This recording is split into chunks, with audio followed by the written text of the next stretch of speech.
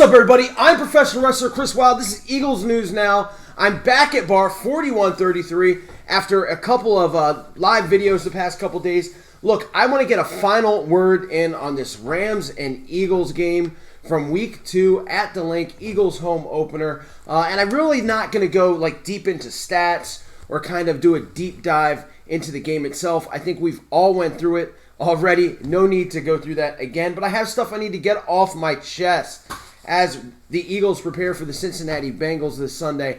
So let's get right into it. First off, Eagles home opener at the Link did not feel like a home opener. Obviously, no fans. Was just a weird atmosphere. When they played Washington in Washington, it didn't hit me as hard, probably because they weren't at the Link, somewhere that I go a couple times a year. It just was a weird feeling. Did not feel like an Eagles game at all. I'm sure if we felt it at home, the players had to feel it as well. The Eagles have no home field advantage anymore, something that has helped them through the past couple years, going back to 2017 Super Bowl year. So that absolutely sucks for the year, but it is what it is as of right now due to COVID-19 and the precautions to keep everybody safe. Now, let's get into this game, man. Elephant in the room. Let's talk about Carson Wentz. He has had two of the worst weeks of his career in 2020. At least in the Washington game, he had a good first half, and it looked like Carson Wentz.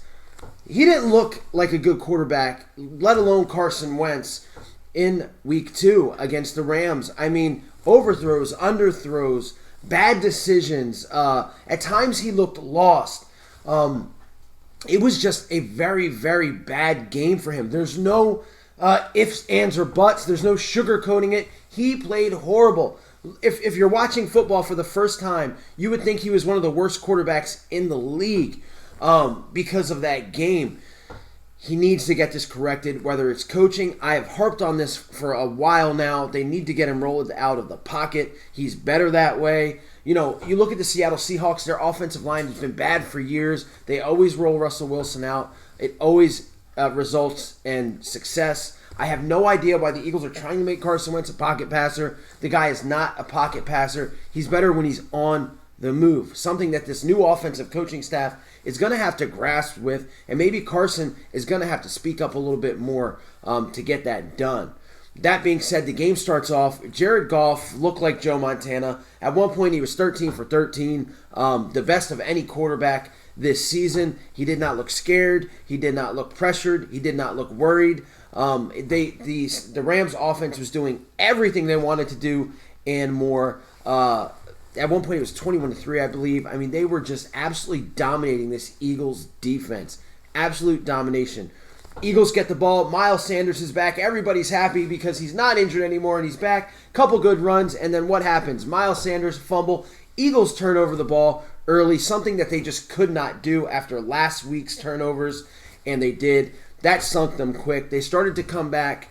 Cooper Kupp with a big fumble on a punt return. Gives the Eagles the ball back. Miles Sanders runs it in. So the Eagles are coming back. Now at one point, it looks like they could actually take the lead when we get that horrible interception from Carson Wentz. Supposed to go to J.J. Arcega-Whiteside. Bad decision by Carson. I hear people trying to blame J.J. Look, I blame J.J. for being a bad draft pick and a bad football player, but that wasn't his fault. It was just a bad decision by Carson. Carson said in a press conference he thought he saw him open, but he wasn't. He tried to force it in there. You're in your 5th year. You cannot force these throws. You cannot do that, especially in a game when you're trying to come back. Momentum swing there. The Eagles just never found their way. But the biggest thing that I want to talk about right now, and I'll go ahead, and I said I wasn't going to bog you guys down in stats, but I'll throw a couple stats out there. Jared Goff, 20 for 27, 267, 3 touchdowns to Tyler friggin' Higbee. Darrell Henderson, who I cut from my fantasy team the week before, 81 yards and a touchdown. Cooper Kupp was their leading receiver. Robert Woods was shut down by Darius Slayton. And then Carson Wentz, 26 for 43, 242, 2 interceptions. Miles Sanders had a pretty good game, 95 yards on 20 carries and a touchdown. That fumble was definitely costly. And Deshaun Jackson, who was ignored for the first half, ended up with 6 receptions for 64 yards. Not enough. The Eagles, after last week, throwing the ball deep way too many times, did not do it at all this game. There's got to be some kind of compromise with that. I don't know what it is about this offense. Now, look, before I get to my major point of this video, I have so much I can really rant about right now, and I'm trying to hold back. I'm trying to look at a positive note here. I'm trying to think of why the Eagles are so bad right now. And Doug Peterson at a press conference said that, the short off season, the no preseason had something to do with it. And at first I called complete BS on that because no team has had a preseason. Every team has had a short off season. When you look a little bit deeper into this, the really good teams, the Kansas City Chiefs, the Baltimore Ravens, even teams that aren't very good that are 2-0 like the Chicago Bears, not much turnover as far as coaching or players. And you look at the Eagles, yes, their head coach is the same, their D coordinator is the same. However, that entire offensive staff is different. You got a new wide receiver coach, you got a new DB coach, a completely new secondary, new pieces on the defensive line, a whole new set of wide receivers pretty much. The first week, and the offensive line has changed, 4 times now? So if there's one excuse to be made, that's where I would point it, but they got to get it together. Enough is enough. Going into week 3, they got to get it together. That's team-wide, but basically, I'm talking offense here. Now let's talk about this defense, guys. And I'm telling you, when is enough with Jim Schwartz? I think I'm almost at my boiling point here, and I know it's only week 2. However, for the past 3 years, actually ever since he's been here, it feels like Jim Schwartz's defenses are just not very good. You look at the 2017 year, they were really good because the Eagles were putting up a lot of points. But even in that Super Bowl, and I brought this up before, and I brought it up in live streams, if the Eagles lost that Super Bowl, the big story would be the defense because they let up 500 yards to Tom Brady. Point blank. You look at last year. You look at games that they got demolished, like against the Vikings, the year before, against the Saints. You look at leads that they've given up. I remember the Tennessee Titans came back in the fourth quarter one game. The Carolina Panthers came back one game. You look at how last year it was so inconsistent, how they can play great against Seattle and the Patriots and then lose to the Miami Dolphins. So many inconsistencies. This defense has just not been good. Your defensive line, you get nothing out of. Last week, and look, you made me look stupid last week because last week I came out, I did a whole video about how the Eagles' defensive line was going to dominate. They were set up to dominate. Hargrave is coming back, and even though he wasn't going to play a lot, he was going to make a difference. Malik Jackson was going to come in. Fletch was finally going to have a good game. Fletcher Cox has not done anything for a couple years now. Let's talk. If we're going to talk about Carson Wentz not being worth the money he's being paid, when are we going to look at Fletcher Cox and the money he's getting paid? Because he's not doing anything to help this defense. He's not feared anymore. I can't remember the last time he had a sack. I can't remember the last time I even see the quarterback get hurried. Now Brandon Graham had 1 sack against the Rams last week. That was it. But this defensive line hasn't done anything. The Eagles not addressing linebackers.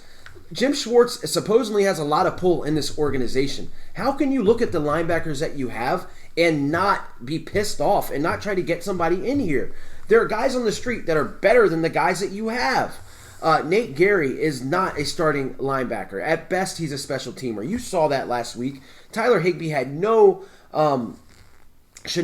have caught in 3 touchdowns. He was out of position. He was getting burnt. The other linebackers can't tackle. You spent a 3rd-round pick on Davion Taylor, who can't see the field unless it's special teams. When is it time to maybe put in like Sean Bradley or something like that? Because this linebacking core is one of the worst I've not just this year, but I've ever seen ever. And you got guys, not anymore, but you had Saquon Barkley on your schedule. You have Ezekiel Elliott. You got Lamar Jackson. You got the 49ers with their running game.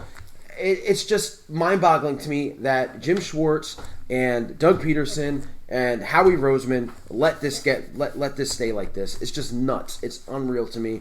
I can blame Howie for the losses, for not drafting good, but at the same time, these players that they do have on the field have got to execute. The defense has good players. The talent is there on that line. I still stand by that. The secondary, Avonte Maddox is not as bad as he looks. There's no way he can be this bad. The best player on that defense, and probably the guy playing the best on this entire team so far through 2 games, is Big Play Slay. He had absolutely shut down Robert Woods last week. He shut down Terry McLaurin the week before. This guy is a stud. He's the best move that Howie Roseman has made in the last couple years. And it's time the rest of the defense gives him some help. And it starts this weekend against Cincinnati. Absolutely has to happen. Now, let's talk about a couple good things from this game, guys. There were a couple good things. Miles Sanders being one of them. Besides that fumble, I thought he had a really good game. And I thought he had a good game because of the offensive line. The offensive line played really, really, really well. Complete turnaround from the week before. Lane Johnson, it's such a difference when he's in there. It is amazing to me, the difference that he makes. Aaron Donald, the ESPN and the broadcasters and Twitter and all the talking heads played this guy up the entire week because he threw the Cowboys' offensive line around. The Eagles' offensive line didn't give him anything. No QB pressures, no sacks. They didn't give up not one sack the entire game. They played their asses off. If I'm Doug, I'm just keeping them as they are. Of course, they're tinkering around with it this week. I'll get into that into another video. But they played awesome. The offensive line and the running back, that's it. That is the only two good things about this game. And Darius Slice, so let's make it 3. That's all I got, guys. Kind of a rant, kind of not. Just want to put the final word on this game, on this Week 2 debacle. We play the Cincinnati Bengals, and look, it's Cincinnati. However, I watched the entire game against the Browns that they played last week. They're not a bad team. Defense is very Eagle-like, not in a good way. But they're not bad because they're the Bengals anymore. I think Joe Burrow's playing awesome, and the Eagles are going to have to play well and mistake-free. Another game where the Eagles did not cause any turnovers, for one on special teams, but the Eagles defense, no turnovers, and the Eagles give up 3. Can't happen. You can't win like that. Not in the NFL. Not going to happen. So that's all I got, guys. Stay tuned for more videos. Thanks for joining me. Thanks for putting up with my rant today. But that's it. Final word on the Eagles and the Rams as the Rams beat the Eagles 37-19. Home opener at the Link. Just got to hope that Sunday's better. Stay safe. Stay healthy. Go Birds. I'll see you guys later. E-A-G-L-E-S Eagles! E-A-G-L-E-S Eagles! I need Eagle Nation.